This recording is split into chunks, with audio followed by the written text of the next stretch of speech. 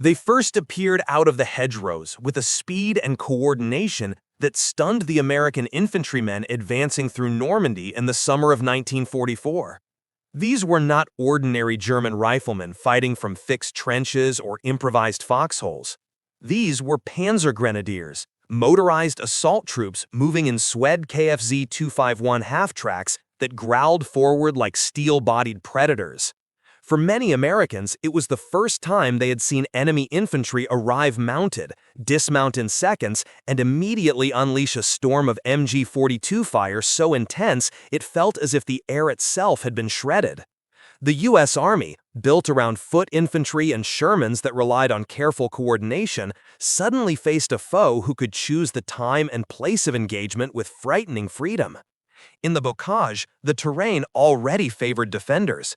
Yet the Panzergrenadiers made it worse. They did not defend passively. They moved, they probed, they counterattacked with precision. A half-track would burst from a narrow lane, skid to a stop behind the cover of a farmhouse wall, and its squad would spill out. 2 MG-42 teams, riflemen with Panzerfaust, a squad leader barking orders while the vehicle's mounted machine gun kept American heads down.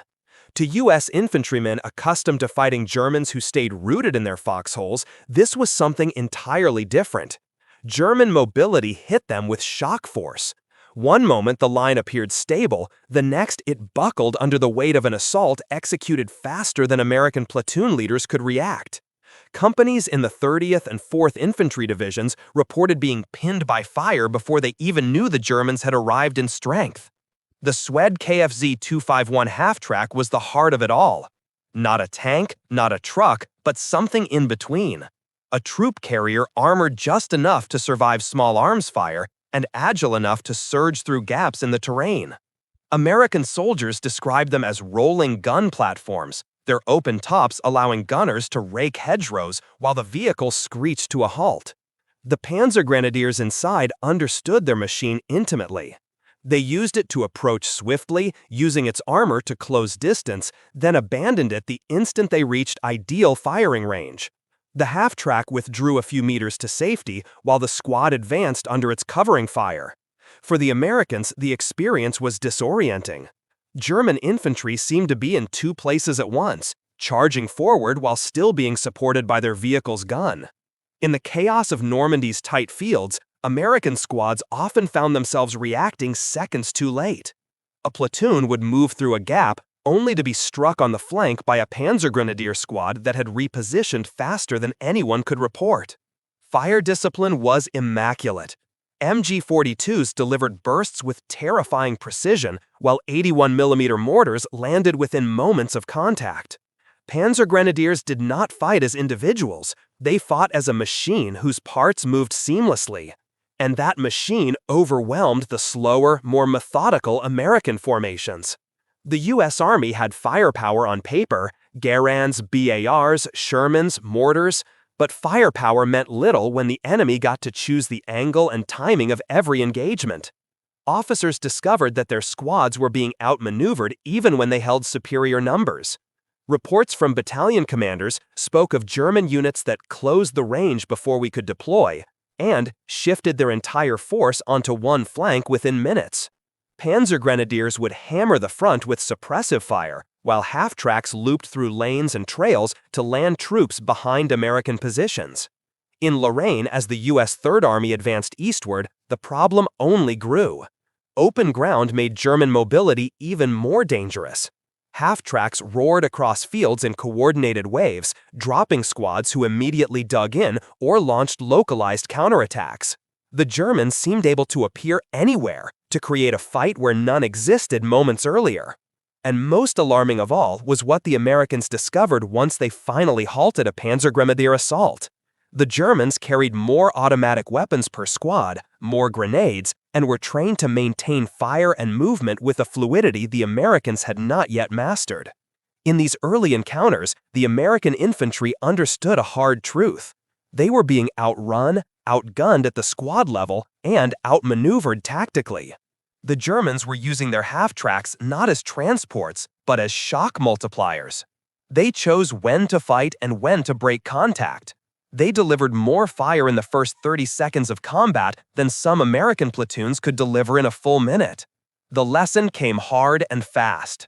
If the U.S. Army wanted to survive fighting Panzergrenadiers, let alone defeat them, it would have to change the way it moved, the way it attacked, the way it armed its squads. In Normandy, the Americans had met a new kind of enemy, and they had learned, painfully, that the battlefield itself now belonged to the most mobile force on it. The first thing American soldiers learned after surviving a Panzergrenadier assault was that the Germans never attacked with just infantry, and they never attacked from only one direction. A Panzergrenadier company moved like a single organism, half-tracks, machine guns, mortars, and anti-tank teams all woven together so tightly that the Americans often mistook a single coordinated assault for multiple units striking at once. Fire and movement was not a tactic to them, it was instinct, and it was devastating. The SDKFC-251 was the centerpiece. More than a transport, it was a mobile firing platform that delivered shock at speed. Its armored nose deflected rifle fire, its open top allowed the gunner to engage targets instantly, and its mobility let German squads choose precisely where to strike. When a half-track crested a rise or burst from a hedgerow, its MG-42 sprayed a fan of fire wider and denser than anything in the American arsenal.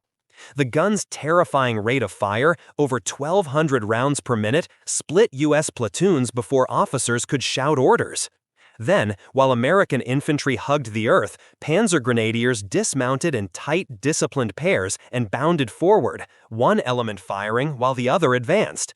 The Americans could not outpace them. They could barely keep up.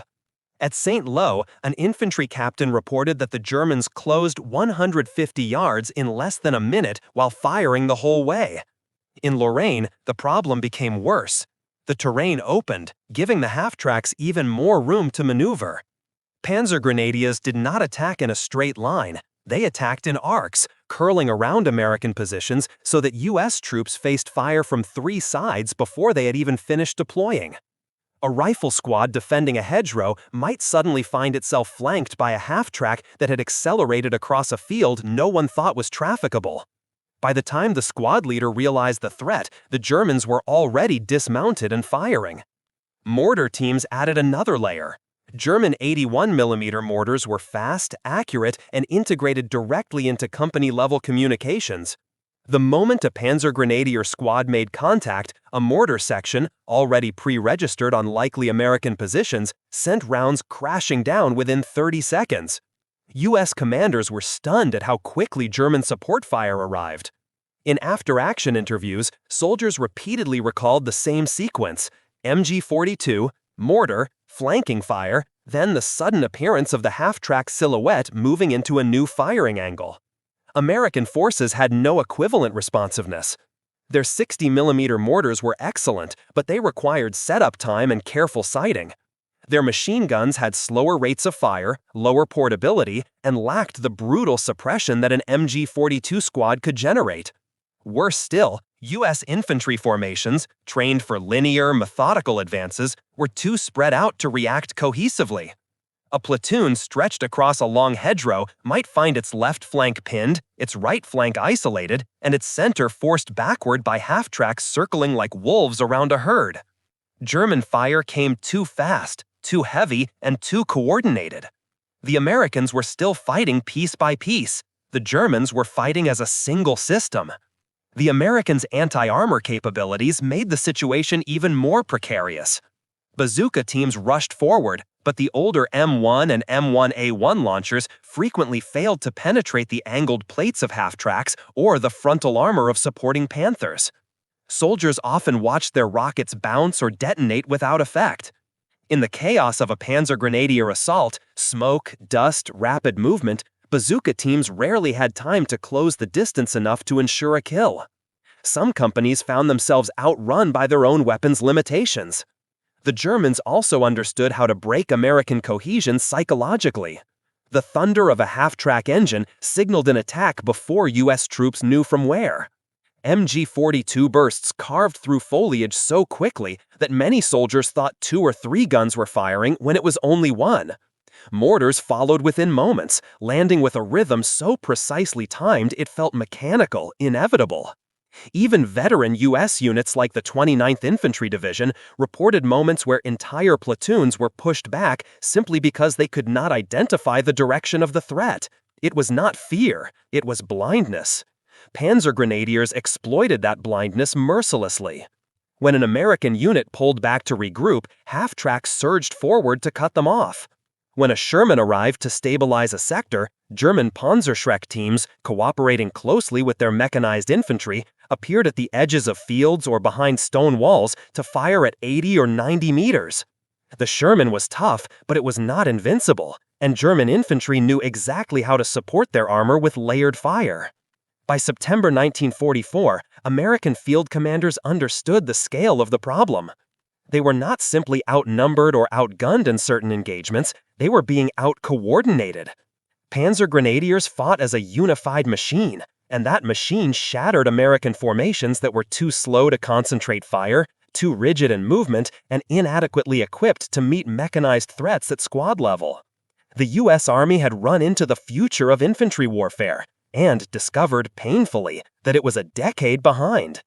It would take new weapons, new formations, and a new philosophy of movement before the Americans could stand toe-to-toe with the German mechanized infantry who had mastered the art of synchronized violence.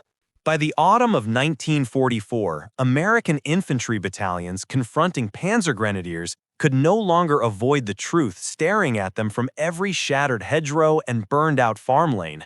They were outmatched at the squad level, not because they lacked courage or manpower, but because their weapons were simply not built for the kind of fight the Germans were forcing onto them. The U.S. Army entered France with weapons designed for a war of rifle teams and tank duels, not a war of rapid, mechanized infantry thrusts supported by half-tracks, heavy automatic fire, and close-range anti-tank ambushes. And as the battles moved from bocage to open country to the dark forests of Lorraine and Hurtgen, the inadequacy of American infantry firepower became impossible to ignore. The weakness revealed itself most brutally in the bazooka teams. The older M1 and M1A1 bazookas, carried proudly ashore on D-Day, had performed acceptably against thin-skinned vehicles or static bunkers. But against the angled armor of a half-track at even moderate range, and certainly against Panthers or the frontal arc of Stug 3 assault guns, they were nearly useless. Rocket after rocket struck German vehicles only to detonate harmlessly or bounce off, the white flash followed by a sinking feeling in the stomachs of the Americans who now knew the enemy vehicle would survive long enough to deploy its squad. At St. Lo, a bazooka gunner from the 35th Division recalled firing twice at an oncoming half-track only to watch it skid sideways into a new firing position and unleash an MG-42 burst that pinned his entire platoon. It wasn't fear, he wrote later, it was the realization that our weapons weren't made for them. Even more humiliating was the fact that the Germans' own infantry anti-tank weapons, Panzerfausts and Panzerschrecks, were dramatically more effective. American Sherman crews, advancing to stabilize sectors under Panzergrenadier attack, found themselves trading shots with infantrymen firing weapons accurate to 80 to 150 meters and capable of punching clean through a Sherman's glacis. Meanwhile, American bazooka men had to close to 30 or 40 meters just to have a hope of a kill, often suicidal when MG-42s were already sweeping the approaches. Then came the collapse of the pre-war American anti-tank doctrine. For years, officers had insisted that the lightweight 37mm M3 anti-tank gun would be sufficient for infantry support. Normandy erased that fantasy. Against half-tracks, it lacked stopping power. Against Panthers, it was useless. Even the arrival of the 57mm M1 gun, a licensed copy of the British 6-pounder, did not fully solve the problem at first. The Americans lacked doctrine for employing it aggressively. German Panzergrenadiers, on the other hand, fought with anti-tank guns integrated into their assault rhythm. Pak-40s fired from covered defiles, half-tracks flanked, infantry pressed forward in bounds. The 57mm M1 gave American platoons and companies a fighting chance, but the Army had not yet learned how to deploy the guns quickly, camouflage them effectively, or use them to shape enemy attacks. Worse still, American infantry formations themselves were not built for the kind of overwhelming, flexible, short-range fire that Panzergrenadiers routinely unleashed. A U.S. rifle squad centered on the Garand, a semi-automatic rifle excellent for marksmanship but limited in sustained suppression. The squad carried only a single BAR, whose lower rate of fire and smaller magazine could not rival the MG-42's devastating output. Panzergrenadier squads often carried two MG-42s, sometimes three. Their doctrine revolved around the machine gun. The riflemen existed to support it. In contrast, American riflemen were the backbone of the squad, and the BAR provided only moderate automatic fire. This mismatch shaped the battle at every level. In firefights that lasted less than 30 seconds, most of them did, the side with the heaviest immediate suppression won. That was almost always the Germans. American platoons frequently reported being pinned before the fight even began. Panzergrenadiers dismounted firing. Americans dismounted under fire. To make matters worse, German mechanized infantry fought with a confidence American troops rarely saw from conventional Wehrmacht formations. The half-track gave them mobility, the MG-42 gave them dominance, the Panzerfaust gave them teeth. American companies often felt as if they were fighting not 20 men, but the focused firepower of an entire battalion. And while tanks could, and often did, tip the scales back in the Americans' favor, tanks were not always present. Many battles were fought in forests too tight for armor or in hedgerows too narrow to maneuver. When Panzergrenadiers struck in these environments, American infantry had little that could match their integration or speed. The lesson was brutal and undeniable. The U.S. Army had the manpower, logistics, and courage, but at the squad and platoon level, it was underpowered. And on a battlefield where moment-to-moment fire superiority determined survival, that deficiency cost lives. The Americans needed faster, more lethal, more portable weapons. They needed better anti-armor capability embedded directly into their squads. They needed formations that could react instantly, not minutes later. In short, they needed to evolve. And in the winter of 1944, with the enemy pushing them harder than ever, they finally began to do so. The winter of 1944 forced the U.S. Army to confront an uncomfortable truth. Beating Panzergrenadiers required not just bravery, not just numbers, but a transformation in how American infantry fought at every level, from the weapons they carried, to the formations they used, to the way a platoon reacted in the first 5 seconds of contact. The change began with the simplest, most urgent fix. Give every infantry unit a weapon that could actually stop a German half-track or a tank accompanying mechanized troops. That weapon appeared in the form of the M9A1 bazooka. Introduced in late 1944 and distributed widely by the Battle of the Bulge, the M9A1 answered nearly every problem that plagued its predecessor.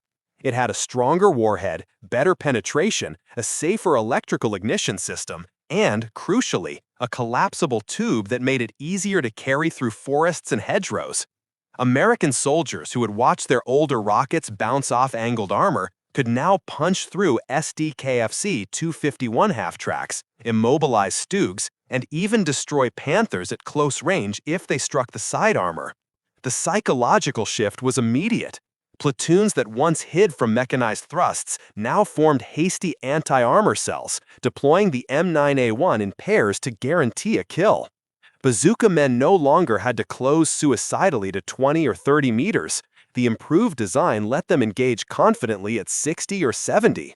Suddenly, the Panzergrenadiers' greatest advantage, closing distance before American squads could react, was no longer guaranteed.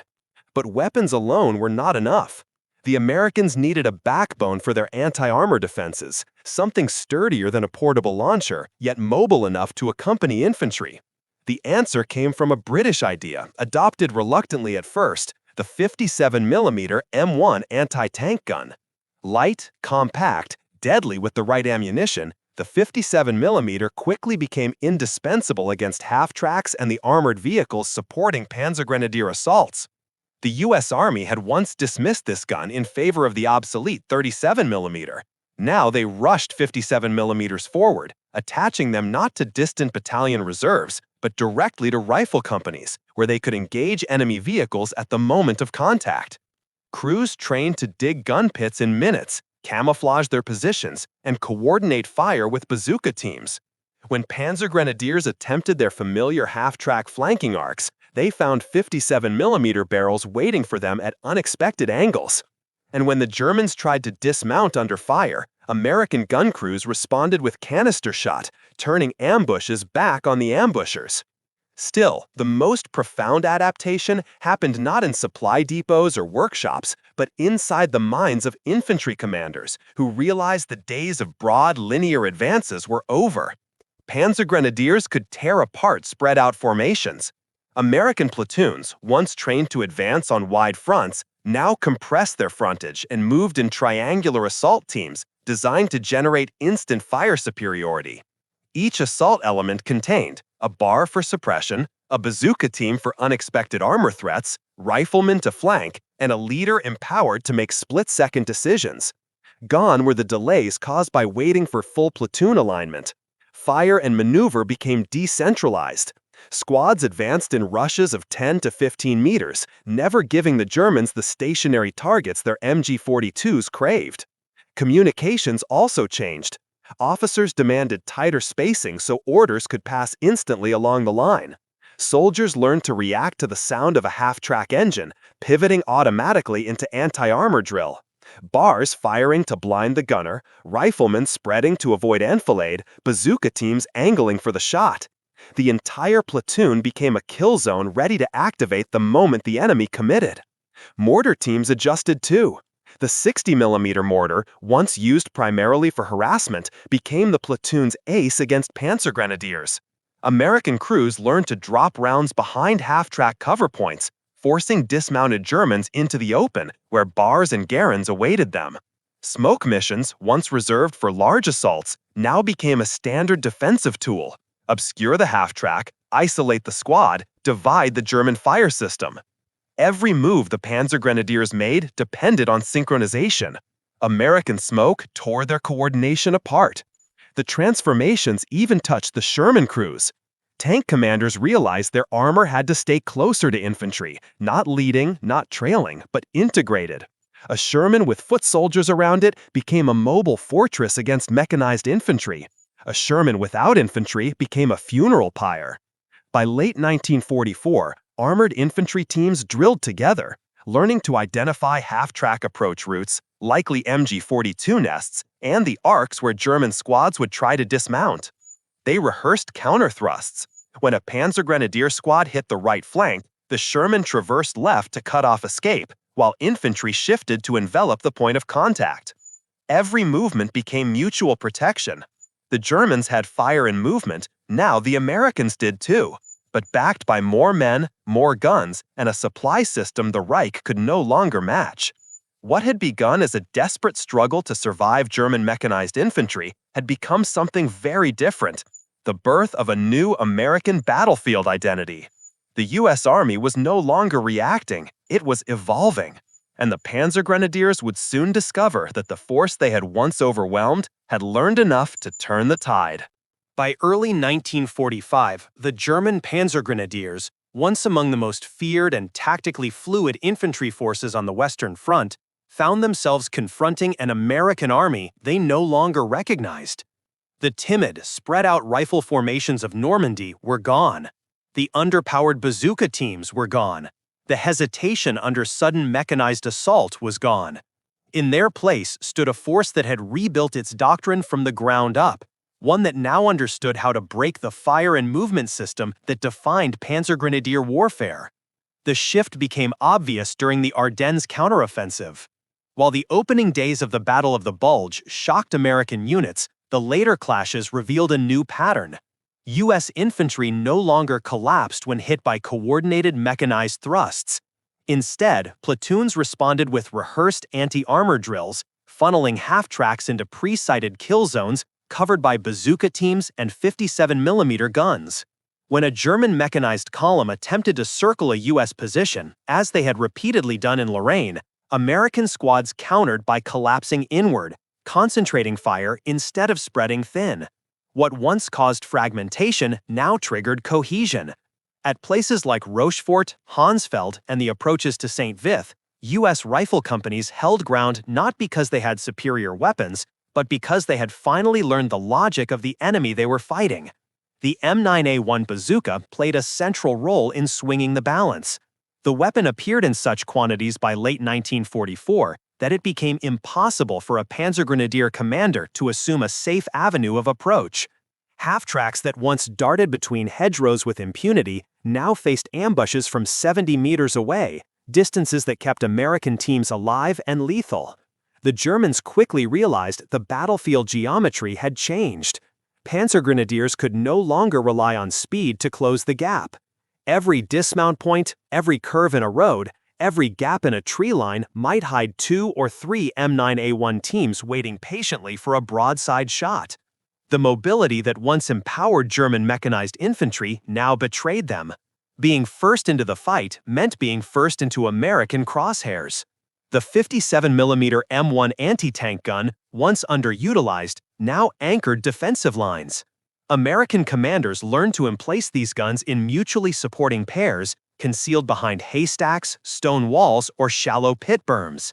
Instead of reacting to German half-tracks, the guns anticipated them. When a Panzergrenadier platoon attempted to advance under MG-42 suppression, a 57mm round would smash into the vehicle, forcing the infantry to dismount prematurely and under terrible conditions. Suddenly, the Germans were fighting on American terms, without mobility, without prepared positions, without the synchronized momentum that defined their doctrine. Fire superiority shifted next. At squad level, the Americans compensated for the BAR's lower rate of fire by reorganizing their platoons, increasing automatic rifle distribution, and employing crossfire techniques learned the hard way in Hurtgen. Infantry commanders drilled their men relentlessly. One team suppressed, one maneuvered, one hunted the MG-42. And once the MG-42 was silent, even for 5 seconds, the Panzergrenadier squad lost its engine of domination. The U.S. Army had learned the central truth of German mechanized infantry: kill the machine gun and everything else collapses. This new understanding transformed the battlefield. German mortar teams, once terrifyingly fast, found themselves blinded or broken by American counterfire. Sherman tanks, now synchronized with infantry, denied German squads the safe flanking routes they once exploited. Riflemen no longer fired blindly into hedgerows, they fired into patterns, anticipating where German teams would bound next. And it worked. In the Saar-Moselle Triangle, Panzergrenadier units attempting textbook mechanized counterattacks found their half-tracks burning on approach. In the push toward the Rhine, German squads that once dismounted cleanly under suppressive fire now found themselves diving for cover under overlapping fields of American fire. Even veteran formations like the Panzer Lehr remnants admitted in post-war accounts that the Americans adapted faster than expected and that mechanized shock could no longer break them. The turning point came not from superior technology, but from superior integration. American infantry, artillery, armor, and engineers now operated with a rhythm as cohesive as the Panzergrenadiers once had. A mechanized thrust that might have fractured a U.S. battalion in Normandy was now met with layered defenses: smoke to blind the half-tracks, bazookas to break them, 57mm guns to anchor the line, BARs to suppress dismounted squads, and Shermans to counterpunch. By March 1945, Panzergrenadiers were no longer predators, they were survivors. They fought with determination, but their doctrine had lost its advantage. The Americans had learned too much, adapted too deeply, and armed too well. What began in Normandy as a series of painful defeats ended in the Rhineland as a quiet acknowledgement across German ranks: the U.S. Army had mastered the modern battlefield. The hard lesson America learned from the Panzergrenadiers did not just help them survive, it helped them win. And when U.S. forces finally crossed the Rhine, they did so as a mechanized, coordinated, and fiercely adaptive army, one shaped, in no small part, by the very enemy that had once outpaced them at every turn.